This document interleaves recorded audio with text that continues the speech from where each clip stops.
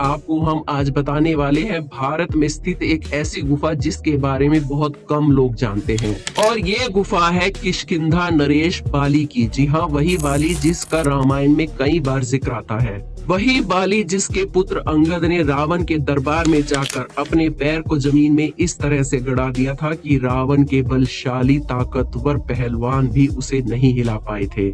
ये गुफा अपने आप में एक रहस्य बनी हुई है। यही वजह है कि जब वैज्ञानिक गुफा के अंदर गए तो अंदर का नजारा देखकर उनके होश उड़ गए। तो चलिए जानते हैं इसी गुफा के बारे में डिटेल में इस वीडियो में। वानर राज बाली का शासन किष्किंधा नगरी में हुआ करता था और उसके बारे में कहा जाता है कि वो इतना शक्तिशाली था कि उसने रावण को भी पराजित कर दिया था। वाल्मीकि जी द्वारा रचित रामायण के अनुसार बाली को उसके धर्म पिता इंद्र से एक स्वर्ण हार प्राप्त हुआ था। इस हार की शक्ति अजीब थी।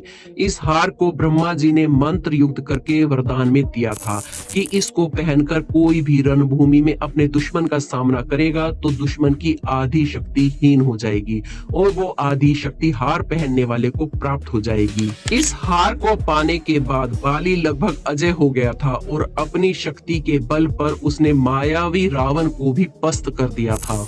इसके पीछे भी एक रोचक कथा है। रावण खुद को सर्वशक्तिमान मानता था, लेकिन जब उसने बाली की वीरता के चर्चे सुने तो उसे बाली से ईर्ष्या होने लगी। इसलिए उसने किष्किंधा जाकर बाली को युद्ध के लिए ललकारा। लेकिन बाली इतना शक्तिशाली था कि उसने अपनी बाजुओं में रावण को दबा लिया और पूरी पृथ्वी का चक्कर लगाया, जिससे रावण का घमंड चूर चूर हो गया।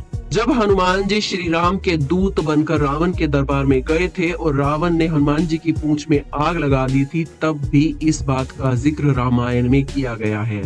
जब हनुमान जी ने रावण से कहा कि वो सीता माता को बिना युद्ध किए लौटा दे, तो रावण ने हनुमान जी को गुस्से में कहा कि रे वानर, तू मूर्ख है। तब रावण का घमंड तोड़ने के लिए हनुमान जी ने कहा कि मुझे पता है तुम कितने बलशाली हो, तुम बाली से भी हार चुके हो। इस बात पर रावण को क्रोध आ गया और उसने हनुमान जी की पूंछ में आग लगाने का आदेश दे दिया। बाली अपनी शक्ति के घमंड में इतना चूर हो चुका था कि वो अपने भाई सुग्रीव से ही दुश्मनी कर बैठा। यही उसकी सबसे बड़ी गलती थी और यही उसकी मृत्यु का कारण भी बना। बाली और सुग्रीव की दुश्मनी का कारण भी यही गुफा है। एक बार मायावी नाम के राक्षस ने बाली को युद्ध के लिए उकसाया। बाली ने राक्षस को दौड़ाया और जब राक्षस ने देखा कि उसकी जान अब खतरे में आ गई है तो वो भागता हुआ एक गुफा के अंदर पहुंच गया। बाली ने उस गुफा के बाहर सुग्रीव को खड़ा किया और खुद बाली उस गुफा के अंदर राक्षस का वध करने चला गया। असल में वो राक्षस उस गुफा में काफी अंदर जाकर छुप गया। गुफा काफी लंबी थी, जिस वजह से बाली को उसे ढूंढने में साल भर से भी ज्यादा समय लग गया। अंत में जब राक्षस को ढूंढकर बाली ने मारा तो गुफा से बाहर खून आता हुआ देखकर सुग्रीव ने समझा कि राक्षस ने बाली को मार दिया है।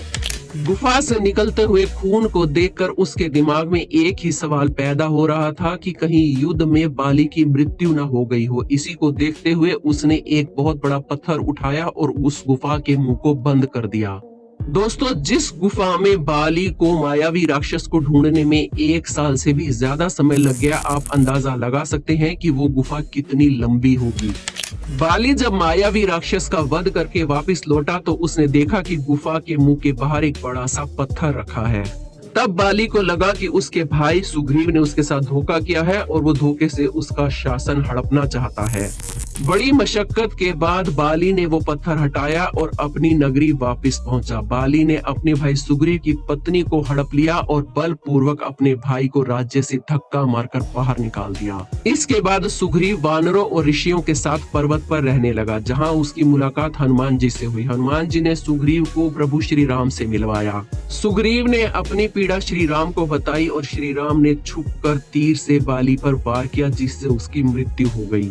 बाली के बलशाली होने का अंदाजा आप इसी से लगा सकते हैं कि स्वयं श्री राम को भी उस पर छिप कर वार करना पड़ा। बाली की मृत्यु का समाचार जब उसकी पत्नी तारा को मिला तो उसने श्री राम को श्राप दिया कि जिस प्रकार बाण लगने से उसके पति की मृत्यु हुई है, उसी प्रकार अगले जन्म में उनकी भी बाण लगने से ही मृत्यु होगी। आज के समय में बाली की यही गुफा कुंजभद्रा नदी के किनारे वाले कर्नाटक के हम्पी शहर के आसपास के इलाके में मौजूद है। यहाँ के लोगों का दावा है कि ये वही बाली की गुफा है जिसमें बाली और मायावी राक्षस का युद्ध हुआ था। जब वैज्ञानिकों को इस गुफा की खबर लगी तो वो इस गुफा के अंदर और भी तथ्यों की खोज में चले गए, लेकिन जब गुफा के अंदर गए तो उन्हें इस बात का अंदाजा नहीं था कि ये गुफा कितनी लंबी हो सकती है। इसी को देखते हुए वो लोग वापिस आ गए और फिर दोबारा से खाने पीने का और जरूरी सामान लेकर दोबारा गुफा के अंदर खोज के लिए गए। इस गुफा की लंबाई का अंदाजा आप इसी से लगा सकते हैं कि बाली को इस गुफा में राक्षस को ढूंढने में 1 साल से भी ज्यादा का समय लग गया था। लगातार कई दिनों की खोज के बाद वैज्ञानिकों को जो हाथ लगा उसे देखकर वो सब लोग हैरान थे। वैज्ञानिकों के हाथ इस गुफा में एक नाखून लगा। इस नाखून को देखकर इतना तो कहा जा सकता था कि ये नाखून ना तो इंसान का था और ना ही जानवर का। वो नाखून बिल्कुल सामान्य से अलग था। इसी को देखते हुए इस नाखून की सारी जानकारी प्राप्त करने के लिए इसे लैब में भेज दिया गया। इसके बाद वैज्ञानिकों की जिज्ञासा इस गुफा में बढ़ने लगी और कुछ और तथ्यों की तलाश में वो इस गुफा के और अंदर तक चले गए। अंदर उन्हें जो देखने को मिला उसकी कोई कल्पना भी नहीं कर सकता था। उनकी नजरों के सामने एक दीवार थी जिस पर कुछ चित्र बने हुए थे। उस दीवार पर कुछ लिखा भी हुआ था, लेकिन वो पढ़ने में नहीं आ रहा था क्योंकि ये कुछ अलग ही भाषा में लिखा हुआ था। जब वैज्ञानिकों ने इसकी जांच पड़ताल की तो उनको पता चला कि ये लिखावट काफी पुरानी है। सटीक रूप से तो नहीं बताया जा सकता, लेकिन फिर भी ये लिखावट 5 से 6,000 साल पुरानी थी। रामायण के अनुसार उस समय के वानरों की रचना आज के वानरों से अलग हुआ करती थी। वो इंसानों की तरह दिखते थे, लेकिन उनका मुंह बंदरों की तरह होता था और उनके पूंछ भी हुआ करती थी। वो देखने में पहलवान से कम नहीं लगते थे। जब लैब में नाखून का परीक्षण चल रहा था तो उससे ये पता चला कि ये नाखून ना तो इंसान का है और ना ही जानवर का। और पिछले इतिहास को देखते हुए भी वैज्ञानिकों ने ये माना कि हो सकता है उस गुफा में मायावी राक्षस और बाली का युद्ध हुआ हो। इस युद्ध के बारे में बहुत सी मान्यताएं और कथाएं हैं और ये भी कहा जाता है कि ये कोई कहानी नहीं, सत्य घटना है।